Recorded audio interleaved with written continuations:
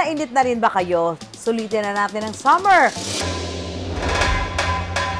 Hindi na kailangan lumayo pa dahil tiyak na mag-e-enjoy sa napakaraming summer destinations sa Pilipinas.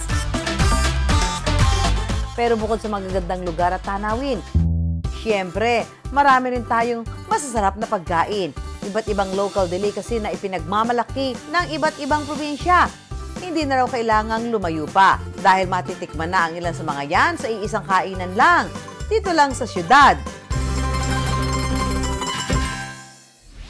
Welcome sa Anong Pagkain Yarn? Ayan, so meron tayo ditong 4 na klase ng pagkain na pahulaan natin doon sa ating mga makakasama mamaya. Siyempre, ang ating pahuhulaan dito ay galing sa iba't ibang lugar sa Pilipinas at meron ding galing sa ibang bansa. Alam niyo ba yon, di ba? So, mga kapuso, para sa ating delicacy number 1, Axel, open the plate. Ayan. Ito ay galing sa Batangas. Sino kaya ang tama sa kanila? Tapa po siya. Tapang? Kabayo po. Beef tapa siya, ma'am. Ang tamang sagot ay tapang kabayo from Batangas. Ayan, kabayo. Lasang kabayo ba? Hindi. Nagbago mukha ni Rica. Sabi, oh, kabayo pala yun. Tapang? Kabayo po. Ba't mo alam? Sumisipa. Hindi naman. Okay, ito naman ang ating delicacy number 2. Wow! Galing ito sa mga taga-Pangasinan. Ginisang repolyo po. Ano yung karne? Kabayo pa rin po. Ginisa. Ginisang. Ginisang manok. Ang tamang sagot ay pigar-pigar mula sa Pangasinan. Ito ay ginisang repolyo sa karne ng kalabaw. Nakatikim na rin ako. Ito sabi ko masarap. Hara beef. Para sa pangatlong putahe, ito ay galing sa Mindanao. Kilawing baboy. Lasang kinilaw na Ayan. isda. Kilawin yung pagkakaluto nito, pero ang tawag sa kanila ay sinuglaw. Okay, Rica, para sa ating bonus round, ito naman ay nagiging popular na rin sa Pilipinas, pero ito ay galing ng Europa. Peking duck po. Parsang lechon manok, no? Galing sa Europa at ito ay lechong kuneho. Tan tan tan tan tan tan. Sabi ni Rica. Huwag ka mag-alala, di ka tatalon. Ito naman. Lahat ng mga pagkain yan at iba pang mga native dishes ng iba't ibang probinsya, matitikman dito sa Mandaluyong. Ang nakaisip ng konsepto ng kainan, ang seaman na si Edwin Son. Iba-ibang kasama ko na sa barko. May iba-ibang lahi, taga-Europe, iba't ibang probinsya ng Pilipinas. Naisip ko na habang pag gumagawa sila ng pagkain, tinatanong ko sila kung ano yan, kung saan gawa. Ayun. Masarap naman, kaya doon ko naisip yung concept na ba't di ko dalhin to sa Manila, na kahit di pumunta yung mga taga-Manila sa kanila, matitikman. Naisip ko na pag-uwi ko, magtatayo ako ng business. Kaya pagbaba ng barko noong Nobyembre ng nakaraang taon, kinausap niya ang tito na si Elmer na may karanasan na rin sa food business. Mahilig din talaga kami sa pagkain. Pamilya namin is talagang lumaki namin sa food business. So, doon siya nag-come up na, Tito, mag-ano tayo, i-serve natin itong mga masasarap na pagkain na pinatikim sa ng kasama niya sa barko. Ang 2 buwan ng bakasyon sa Pilipinas, ginugol ni Edwin Son sa paghahanda ng mga kailangan sa negosyo. January ng taong ito, opisyal na sinimulan ang negosyo. Nakatakda na siyang bumalik noon sa barko pero ipinagpaliban muna para matutukan ang kasisimula pa lang na negosyo. Alam kong aalis din ako, siyempre. Kailangan din ng mag-manage dito. Lumapit na ako sa chewing ko na may experience na siya sa ganitong industriya. Ang ilan sa kanilang bestseller, ang balbakwa ng Visayas at bulkachong ng Davao. Recipe reveal naman diyan. Unang iluluto ang bulkachong.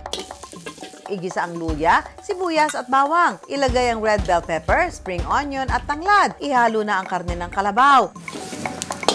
At saka lagyan ng tubig. Para sa pampalasa, gumagamit ng turmeric powder at liver spread. Para naman sa kulay, nilalagyan ng atsuete.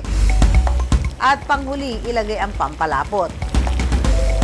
Para mawala ang natural na anggo ng kalabaw, itinatapon daw ang tubig sa unang pakulo kapag pinalalambot. Saka lalagyan ng tanglad at luya sa pangalawang pagpapakulo. At eto na, luto na ang bulkachong. Sunod namang lulutuin ang balbakwa. Ang balbakwa po ay ginagamit ay pata ng baka na kung saan pinapalambot to ng 2 to 3 hours. Kung paano ang proseso ng pagluluto ng bulkachong, halos ganun lang din ang balbakwa. Ang kaibahan lang, gumagamit ng pata ng baka sa halip na kalabaw at peanut butter ang pampalasa sa halip na liver spread at turmeric powder.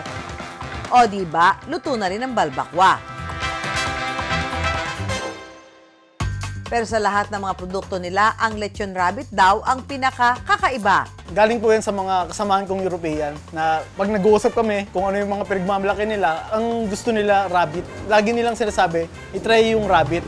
Ayon sa mga pag-aaral, healthier option din daw ang rabbit meat dahil mas mataas ang nakukuha ritong protina pero mas mababa ang fat. Ang kanilang mga produkto mabibili ng 128 hanggang 148 pesos. Only rice na raw yan. Yung order ko is yung tapang kabayo. Yung lasa naman niya is masarap. Parang wala namang pinagkaiba yung sa chicken at saka sa rabbit. Parang same lang po yung lasa. Masarap po. Talaga babalikan mo. Lalo na yung ano nila, yung tapang kabayo at saka yung pigar-pigar po ang masarap. Ang pagbabarko para kay Edwinson hindi raw madali. Noong una, akala ko, pagbabarko, kumikita ka na ng malaki. Akala mo, ayun na yung successful ka na. Masasabi mo success ka na. Hindi po pala. Mali pala yun. Dapat ang goal mo, makalis ka sa cycle ng pagbabarko mo. Nasa barko yung pera Pero yung saya wala doon. Nasa pamilya pa rin talaga. Makasama mo araw-araw, yung mga mahal mo sa buhay, yun yung masaya. Umaasa si Edwinson na ang pagtatayo ng negosyo ang magiging sagot para hindi na siya muling malayo sa pamilya. 5 years from now, ayoko na to. Mag-iipon na lang ako ng negosyo, pandagdag. Pag uwi ko, balak namin ikalat naman. Kung may sidecar, papakalat ko naman sa iba't iba. Tulad ng pares. Yan. Mula sa naipong pera sa pagbabarko, namuhunan si Edwinson ng 50,000 pesos sa negosyo. At kahit na nga 4 na buwan pa lang, nagbunga naman na raw ang lahat ng sakripisyo nila rito. Sa ngayon po, kumikita po kami ng mga nasa 5 to 6 digit kada buwan. Malinis na po. Nakasampa na muli sa barko noong Abril si Edwinson at iniwanan ang pamamahala ng negosyo sa kanyang tito Elmer. Di tulad po rin dati, pag bakasyon ako, tulog, gala, gimmick. Pero ngayon, nung nag-business ako, doon ko na importante pala talaga yung pera, yung ipon mo, na hindi basta-basta kumikita.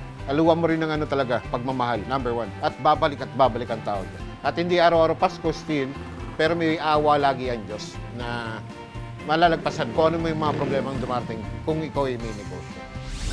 Hindi na kailangang lumayo pa at hindi na kailangang malayo sa pamilya. Dahil dito lang pala sa malapit matatagpuan ni Edwinson ang tutupad sa pangarap na asenso.